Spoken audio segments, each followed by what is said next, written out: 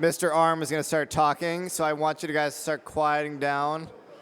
This is his introduction, because he's going to introduce himself. I said quiet down. 18 seconds. 15 seconds. Oh, shit. Now I broke the mic. Oh, man. We were so ready to go. I know. All right.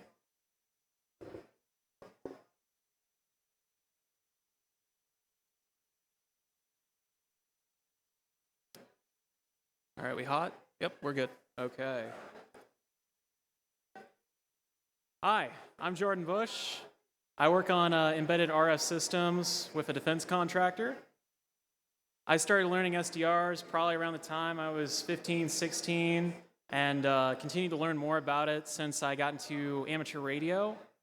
And last year, my interest in RF has only expanded, maybe as much as that balloon. I got into chasing weather balloons after I heard about it from a friend in 2021. And I got into it because I found out that weather balloons have hackable hardware that you can modify. And that's also kind of like geocaching on another level, like live targets. A weather balloon is used to collect measurements from near space, such as temperature, wind, and humidity. Here in the United States, the National Weather Service launches about 2 weather balloons a day. On special occasions, you'll see weather balloons launched just kind of out of anywhere. So like whenever there's like a hurricane or tornado that might happen, you'll see special events that launch them. The data is used to calculate like wind models. You can calculate like predictions of storms. So if there's going to be a severe storm, the winds are going to be like a kind of like you can predict it based off how it looked before. So the data from the weather balloon is collected up to 100,000 feet in the air, and they stop collecting data after that. The balloon's still transmitting as it plummets back down to Earth. On this little picture here, I've labeled the components of the balloon. So you've got your Radiosonde, which means radio probe in French. It's several pieces of hardware that combine weather tracking, data transmission, and storage. Typically, these balloons have a temperature and humidity sensor along with GPS. Some of the older ones used to actually contain like big pressure sensors that you could actually like extract, and they were worth like $50 a piece. You don't see those anymore now that they've changed all digital technology. And also for reference, whenever I talk about weather balloon, like the little box itself, I'll be referring it to the Radiosonde, which is what they typically call them. So, how do we find these things? Well, a little background. Radiosondes are one-time purpose things. They usually launch them, collect the data, and because they're cheap enough for the Weather Service and other organizations to use, they'll usually just throw them away. So whenever you retrieve weather balloons, the National Weather Service states clearly on that label that they don't want them back. So it's basically up to us to recycle them as we will. The National Weather Service has also kind of interacted with us on Twitter before, which is kind of cool. They were like, we showed them a picture of what we found, where they retrieved it, and I think they left a nice little comment. I can't remember exactly. I should have put a picture up, but oh well. And then when you go to chase weather balloons, please always remember that private property remains private property. Don't just walk into somebody's land. I'm from Missouri, so they've got a trespassing rule where you can walk onto somebody's land that doesn't have a fence. I don't know if that's true about Iowa as well, but still try to get permission wherever you go. Don't just walk somewhere because you don't know who would, how they would interact with you. Could be a dangerous situation. So, how do we find these weather balloons? There's a useful website. It's called sondhub.org. When you want to start chasing weather balloons, you can look at this site, and it will show you a map of where a weather balloon is at this present time. You can go on there right now, and I'm pretty sure there's a weather balloon flying overhead as we speak. And they crowdsource data from different people collecting data. If you notice all those little green dots, you can actually see where people have already set up receivers. It's not too plentiful here yet. I'm sure this community can change that. So whenever these weather balloons pass by receivers, they get picked up. You can see the data is collected, and you can actually track these things all the way down to the ground, and collect them, have some fun with them. So again, these are meant to produce weather models, wind models, and somewhat that actually kind of feeds back to us and helps us. So you can see on this slide right here, we actually have some predictions, and I believe this is dated a couple days ago, so some of these are kind of accurate right now.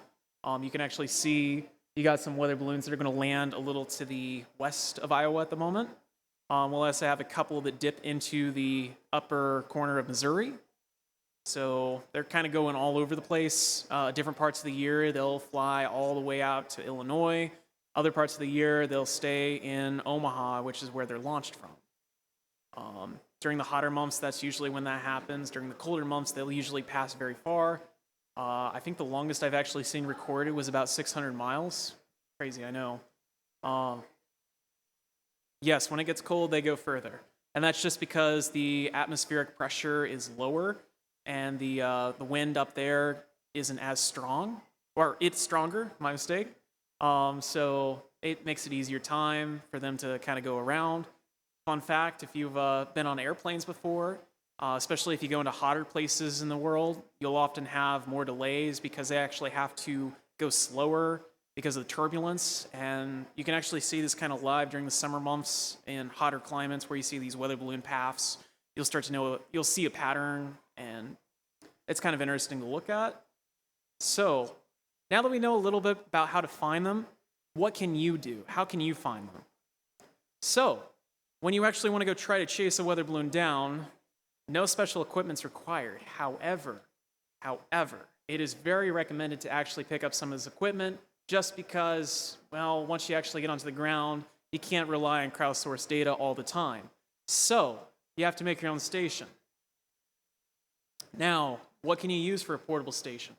Well, it turns out you got really cheap hardware. You can use a Raspberry Pi and an SDR, RTL SDR. These usually will run you about probably $40-50, except with the market we have now, it's probably going to be a lot higher. If you have an older laptop, you're probably going to have a better time trying to source a Raspberry Pi if you don't already own one. But if you don't want to go the PC route, you also have the option of using a TT-Go LoRa developer kit. It's essentially an Arduino board that has a 433 megahertz transceiver chip on it, which typically is used for the LoRa communications, so like the Things network, Helium network, except we're actually able to utilize that dongle on that chip or on that board to track weather balloons because it's got similar technology. It's got frequency shift keying. Another option, if you already have it, and I wouldn't go out and buy this specifically for this purpose, but hey, maybe you're thinking about buying a HackerF for other things, this is a great addition to it. You can use a HackerF with the ported back Mayhem firmware and actually decode these without having additional stuff. It's just plug and play, you type the frequency in, and it comes up. So, what do these things look like? This is a couple of the examples. I didn't put the HackerF on there because it's kind of a less common option. It isn't as actively maintained on GitHub, but you have, for example, the Raspberry Pi or PC plus the SDR. You got a map, you got to see where all these weather balloons are. For that example, I actually went to Arkansas. I was out camping. I brought all my receiver equipment with me. And because of the area, it was just all wilderness, no radio interference, nothing like that. So I was able to pick up 4 different weather balloons from around the area I was in within about a 200-mile radius. Pretty impressive. Now, if you want something more portable, like I mentioned earlier, we have the TT-Go option, which is just a little device that you can program. Comes with a screen and everything you really need to get started. A lot easier to carry around with you. You don't have to boot it up and turn the config on and all that. So that's something to keep in mind if you want to go on the cheap. Those things cost about $30 on Amazon, if I recall. It might be a little more with the chip inflations. I'd have to look. But that's a little briefing on the hardware. Now, when you chase a weather balloon down to its landing zone, here are a couple things that you must consider. Now, I'm reiterating on the private property part. There has been a couple where I've actually been in public property, but for the most part, they're usually on private land, so you try to get contact with the property owner. It's a lot easier if there's a house nearby. Sometimes you actually have to call them. So, for example, I've went onto estate properties where I've actually had to look up the parcel number. So there's like websites you can look up who owns what land. You can usually get a phone number from there. So I call them up. I'd be like, hey, there's a weather balloon. I'm chasing weather balloons. And you give them a little brief explanation what you're doing. It doesn't have to be really super brief. I mean, some people think it's your weather balloon, so they'll be more inclined for you to get your property off their property. Usually, you don't have to be super in-depth about where they come from. They don't care. And again, think about like landing locations. Sometimes you'll have issues where you might have a landing location in a pond. I've had that happen to me before, and I was lucky enough to have somebody who had everything we needed to fish it out. And I have a picture coming up here in a minute. But it can get really rough. There's been times where I've had to fish them out of trees. You can buy those painter's poles. That's about $30 again. Really cheap option actually. Go tree hunting. Another thing, animals, dogs. Those are probably your biggest worry. Personally, I've never actually ran into that happening, but it can be an issue for some places you go to. And if you go other places around the area, you might even encounter bear, deer, coyotes. You know, you got to be careful, especially at the darker parts of the night. So it's not just no one's around. It's wilderness, you know? And then always go in with the fact that you might be empty-handed. There are probably about half of the time that I've done it, about the 20 weather balloons I've recovered, about 20 of those weren't recovered because of situations. Sometimes they're too high in trees. Other times I can't get access to the land. It's a mixed bag. So enough talking. Let's show off what they look like. So over here, I got different weather balloons I've captured. One common thing you'll notice is they're all orange parachutes, so you can easily spot that out whenever you're looking for these. Usually you can see them from half a mile away, depending if it's flat land or not. But they all look similar. They come in a styrofoam box with a white parachute, or orange parachute, white balloon. As you can see in the top left there, that was the one I actually recovered from a pond. Lucky enough, that day I had some friend coming with me who had an extension cord, and I'm honestly surprised you can do that much with an extension cord and a piece of copper, but it worked. Then the other times, like I've had trivial finds where it's just been off the road, like the one in the middle. Other times it's up in trees. It's like the one right there in the middle, bottom middle. I actually didn't recover because it was about 75 feet up in a tree. That kind of happens occasionally. You got to be prepared for coming home empty-handed. And other times you can find them in reachable distances. So 2 of those photos I put up, you can see the actual styrofoam box, the payload. It's just sitting there for all to see. You can grab it, and usually that's easy to get. Now, here's what I think most of you would probably come to SecDSM for. Hacking. Of course, hackers love to hack everything they touch. How could we not? So, here's our targets. We got 3 different models that have all been flown around the US. And I've highlighted, for example, the one on the right is the one you guys will most likely encounter. But there is the Lockheed Martin LMS-6 weather balloon. That was more of a classic one. They just retired it this last year. And it uses a 8-bit chip from STM. You can find it on both 400 and 1.6 gigahertz. The newer ones just use 400. And yeah, they're kind of dated, so you won't find them everywhere. The newer kids on the block, we have the Vaisala RS41. It's in use worldwide. You'll find it almost everywhere in Europe. The weather balloons that fly over my area, my home is KC, so you'll see those everywhere. Up here, you might get them occasionally when you have updrafts coming from our area. They're usually very common in Europe, like I said, so most people who have kind of gotten into them have had a lot of experience hardware hacking these things, so custom firmware already exists for these, so you don't have to go into great depths to get this to do anything you want. For example, if you wanted to make it retransmit to be like a beacon for like an amateur radio hunt, back in B-Sides, Kansas City, I did just that, where we had one transmitting and you had to find it using a little portable radio.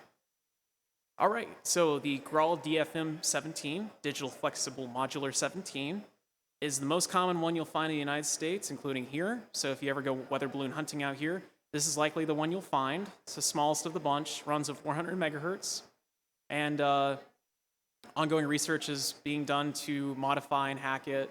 In fact, research right now, we have people dumping the SPI chips on them, and we're actually making some pretty significant progress over the last couple months to get some custom firmware running for these ones. It's been pretty exciting. Got a couple people in SecKC's Discord doing it right now, so yeah. Then let's go over the LMS-6 one more time. We're just going to go round them all, talk a little more in detail. So on the LMS-6, you got a 8 megahertz CPU, or 8 megahertz 8-bit CPU.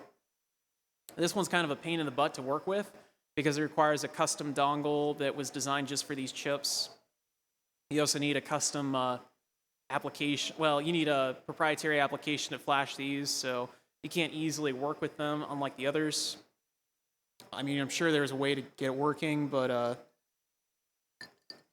it's just be thankful that these don't fly anymore. It has an older Copernicus 2 GPS chip, which was accurate to about 5 meters. Fairly standard, but it was leading the market when they were first out. So this was like cutting edge back then. On the inside, you'll find a Texas Instruments CC1050. So if you've ever worked with any of those chips, they're fairly common to find. You'll see them in all kinds of products.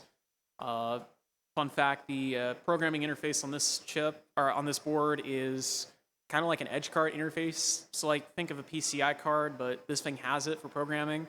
That was also kind of a fairly standard practice back when they first started doing them. I'll go ahead and show what those look like. So on the internals, you can actually see I've got a hardware card hooked up to hook up and provide GPS, or hook up and provide GPIO interfaces to them. We haven't fully explored this weather balloon yet, just because it's kind of gone out of style. But you can see there we have an interface chip that hooks up, and we got 2 serial ports. We got the programming interface, and yeah, that's kind of the overview of that card. Looking at the firmware, it's an older CPU, not supported by GitHidra. We'd have to use IDA Pro. So people who like free software, that's probably going to be a little more of a disappointment. The last known firmware that we were able to obtain from this was built in 2017. So it's kind of clear that probably after that point, they're like, pull the plug, we're done with this. And then we took a look at the firmware, and I don't think I got a really sharp image up there, but you can actually see, for the most part, the binary was mostly blank. It had a little bit of code that had the drivers, as well as the factory configuration, which is in the bottom right here. So you had the serial number and the calibration data for the sensors itself. So like you'd have calibration sensors for the temperature sensor, because it can be wildly different. So that's kind of how that works. In terms of firmware modification, now this is kind of where it gets fun. You get to modify, change the bin. We managed to figure out a couple things. One thing we managed was getting different serial numbers on the board. So you can see the one I have there is 1, 2, 3, 4, 5, 6, 7. Essentially what we figured out is we can modify the hex binary because they had all their, all the programming. They probably programmed each chip individually to add this memory. And it wasn't just like a batch firmware program. So you have your serial number that we were able to change just by changing a couple hex digits. This was a very easy find. Now, the complicated find that we found was we were able to change we were able to change the frequency to an amateur radio frequency. So you can reuse these without having any issues with the FCC trying to chase your weather balloons and chase you down at the same time. So what we did is we were able to find in the firmware there were some frequency registers that communicated directly to the chip because these chips these weather balloon models had little dip switches you had to change the frequencies with. This wasn't programmed over a computer, so it made it very easy for us to find and change those preset frequencies. So I set it to 422 megahertz. I think I tried to set it higher, but we were having some kind of issue with the timing. But essentially, we were able to put it into a range where we could legally use it. Now, of course, that frequency allocation is used for something else on the amateur radio spectrum, but technically it's legal. So we got somewhere with it. If we ever go back to the chip, we have a couple things we'd want to change. The official firmware, we never fully reverse engineer the protocol to figure out what the temperature and humidity sensors were outputting. So you can see up there, we have a little thing that shows the temperature and relative humidity from one of the other weather balloons we worked on. So that never fully got there just because we never figured out how that was actually transmitted. It's kind of fun because you basically work with a hex string trying to figure out what did they do to transmit the data. Last I recall, we did get somewhere with the data. We found out there was calibration bytes at the end that rotated, but the progress kind of halted as soon as these things went out of service in 2022, so we moved on to other cards. We wanted to add custom firmware to these, but we never finished it. We did have something that sort of worked, but it was more of test code. And again, like I said, due to its discontinuation, we kind of just put it in the dust. Now, on to the next next weather balloon. We have the RS41. This is probably going to be the most common weather balloon found in Europe. It's got a STM32F100 chip, which we found to be vulnerable to an attack where we could dump the firmware.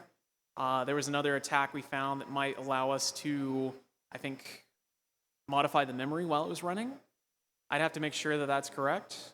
It's got a 6th generation U-Blocks chip, which is accurate to about 2.5 meters. So these ones were a little easier to find because it actually gave you a more accurate location.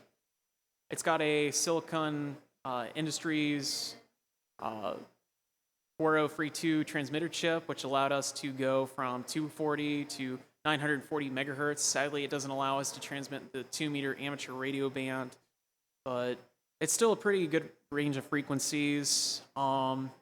This one was a lot easier to work with. We have a readily available command interface, kind of like the Texas Instruments chip. And this one's also powered off the batteries you'll find in your TV remote. So it makes it a lot easier for me to, if I ever, my Roku, sometimes the batteries die. Well, maybe I just have to go weather balloon hunting. It happens. All right, here's the fun part about this one. It's got external programming pins, so you don't have to open up the styrofoam. You just knock out that little port. And it supports the $10 ST-Link connector, so it's really cheap to get working with. You could use Arduino with it. It sort of works. It's got some quirks, but you could program it the way you want it. You could just use it for whatever. So you could use it for its intended purpose. You could write new firmware.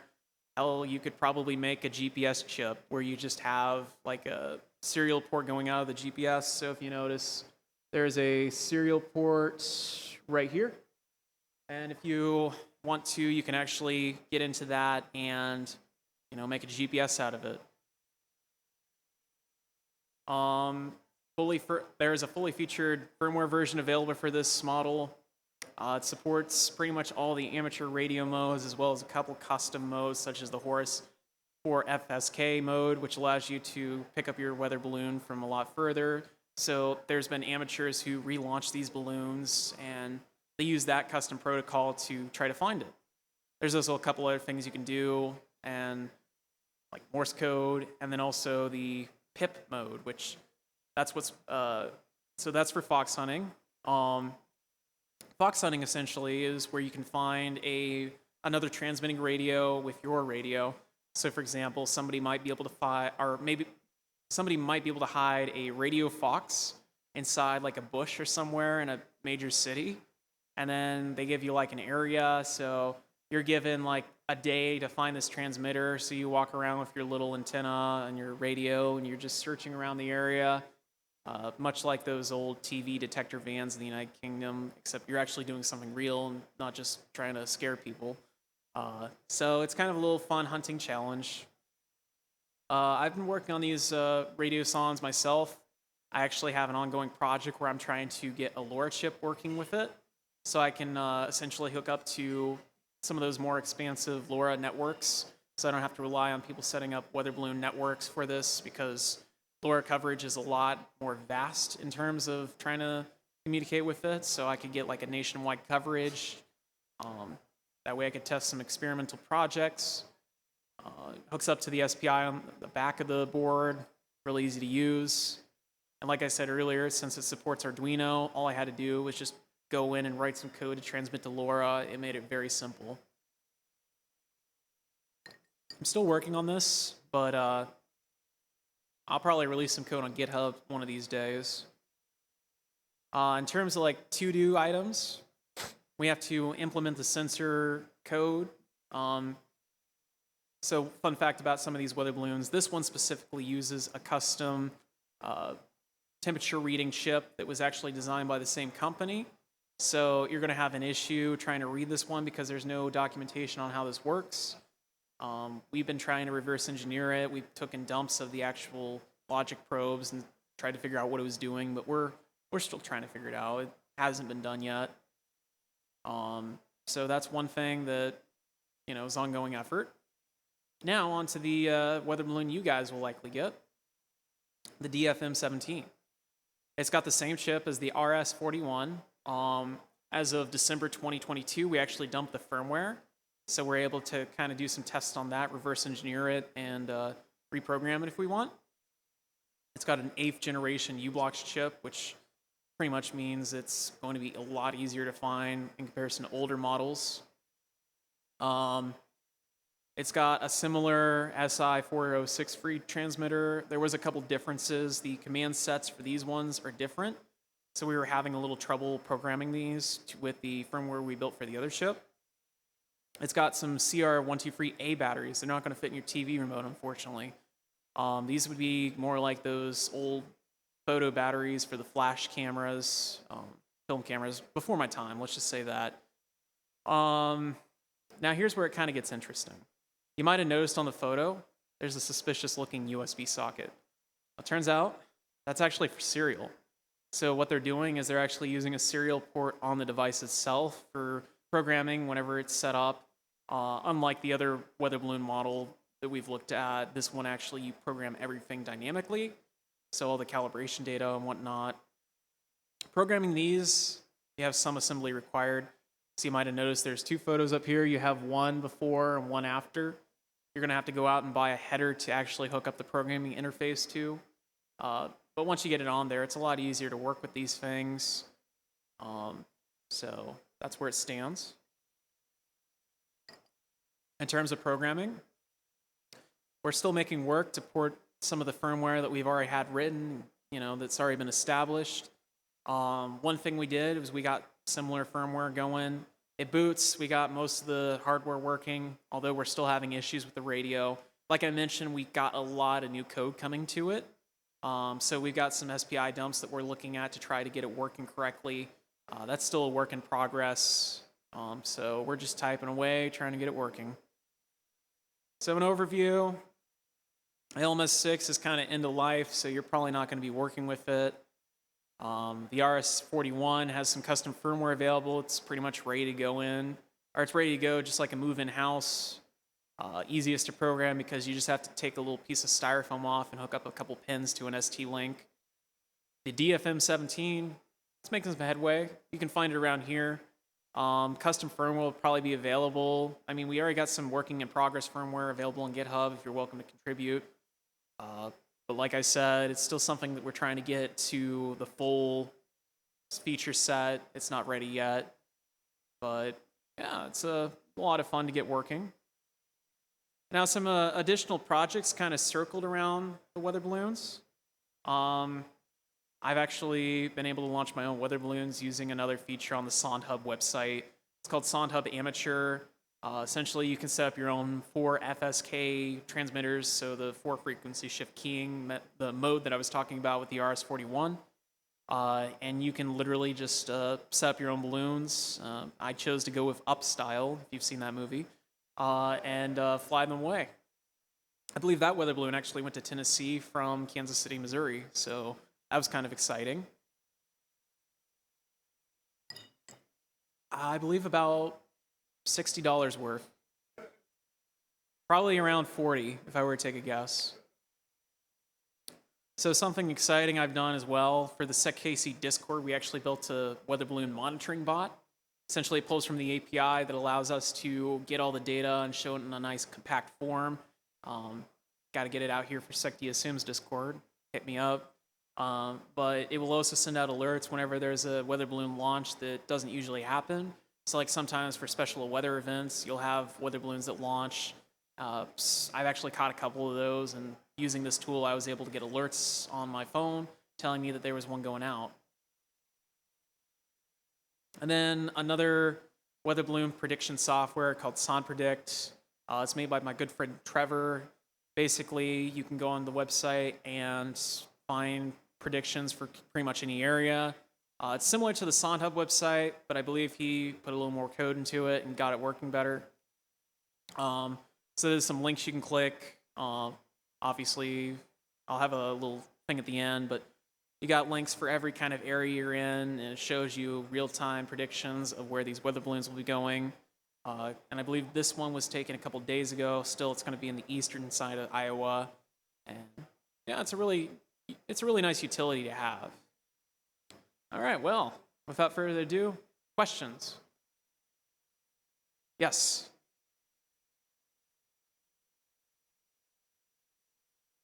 Oh, that's a good question. We haven't tried that, but that is something that we should try. What's that? Oh, yes. Have we tried going through Freedom of Information Act to request the source code for the weather balloon? So in terms of that, we haven't actually tried that, but that is a good idea. I never thought about that. But most of these weather balloons are contractor made, so our contractors would probably be the ones to talk to about that. Although I do know that the National Weather Service makes their own decoding software in-house for a couple of these weather balloon models. So that's a possibility. But no, I don't think we considered that. Any? How long do they stay up? About 2 to 3 hours. So the one that was launched today, they should be probably descending down to Earth right now on a parachute. I think it was going probably in between. It wasn't here. It was like a little east of here, or a little west of here. So, yeah, but they usually stay up 2 to 3 hours depending on the wind.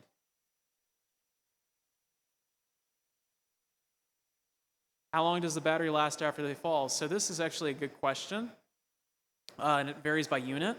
So I'll talk about the two models that are currently in use today. So the RS41, they predict that it has a battery life of about 4 hours, but through testing and actually learning how it works, we've actually found and timed it to about 11 hours with the lithium batteries they come with. For the DFM-17, they usually last about 7 hours from our testing. We perform tests by timing when they went up, and sometimes they'll fall right next to somebody's receiver, so we were able to monitor it live while it was on the ground. So, yeah, probably for this area, about 6 to 7 hours. Any other questions? Yes.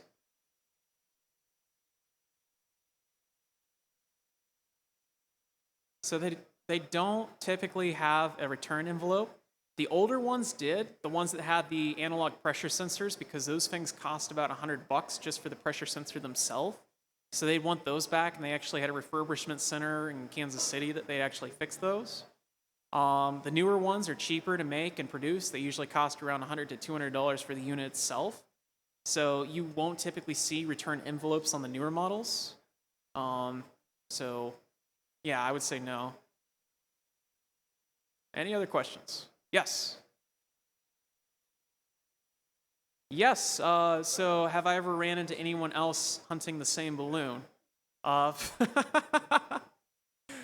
get to that in a sec. Okay, so there has been a couple times. It's kind of rare because the website that I showed, sondhub.org, they actually have a little thing where you can show that, hey, I'm chasing this balloon. It shows you where your GPS position is.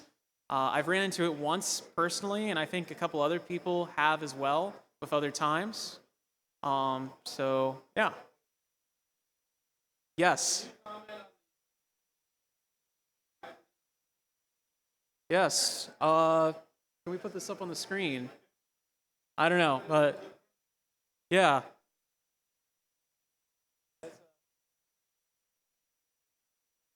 Chinese spy balloon found in the U.S.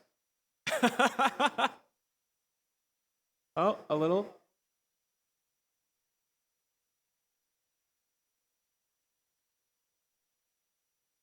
There we go. So that's kind of funny. And I haven't heard about this one actually. Oh wow, breaking. Well, I feel like we got to monitor that and try to figure out if we can get it down. Yes.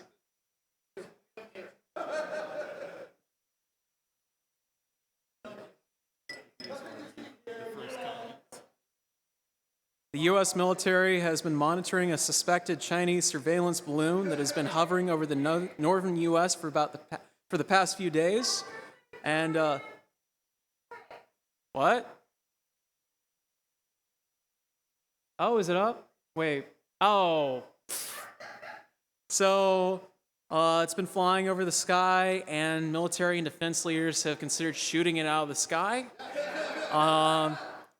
The United States government has detected and is tracking a high altitude surveillance balloon that is over the continental United States right now. Pentagon spokesperson Brigadier General Pat Ryder said.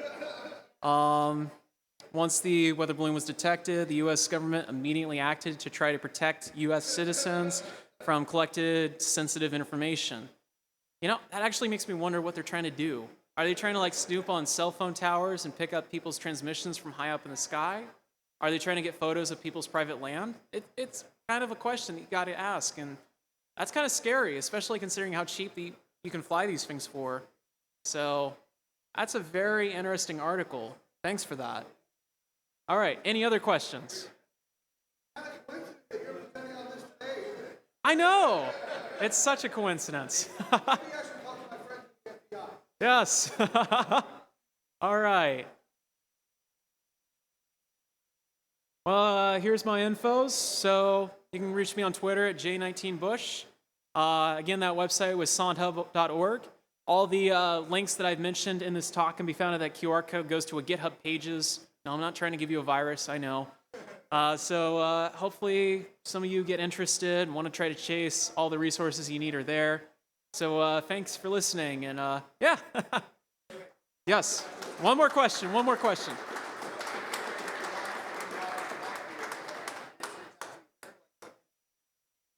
So if you want to get involved, you can reach me on Twitter. You can reach me on Discord. My name is MrArm, just like the CPU chip. I'm in the Sec DSM Discord. Just send me a message and I can point you to more resources. But again, I got all the information for the software, the hardware, all in that QR code. It's a big link tree, so hopefully that helps get people along the way. All right. Yep.